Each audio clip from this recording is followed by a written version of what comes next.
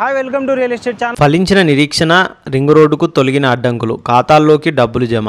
Telangana regional ring road RRR ఉత్తర భాగం నిర్మాణంలో కీలక ముందడుగు పడింది. కేంద్ర అటవీ పర్యావరణ శాఖ నుంచి అనుమతులు రావడంతో భూములు కోల్పోయిన నిర్వాసితులకు పరిహారం పంపిణీని అధికారులు ప్రారంభించారు.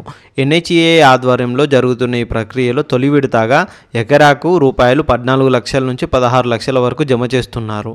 158 కిలోమీటర్ల మేర నిర్మించే ఈ రోడ్డు పనులు వేగవంతం కానున్నాయి.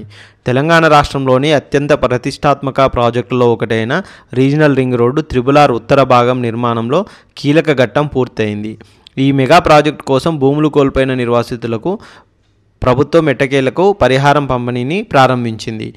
కేంద్రం నుంచి అటవీ పర్యావరణ మంత్రిత్వ శాఖ అనుమతులు లభించడంతో national highway authorities of India ఈ ప్రక్రియను వేగవంతం చేసింది.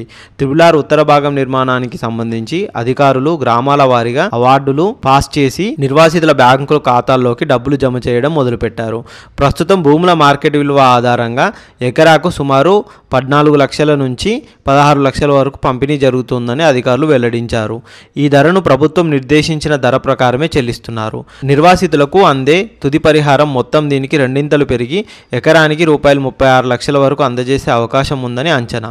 రైతుల నుంచి ఆర్బిట్రేషన్ దరఖాస్తులు స్వీకరించి వాటిని జిల్లా కలెక్టర్ ఆమోదం కోసం పంపారు.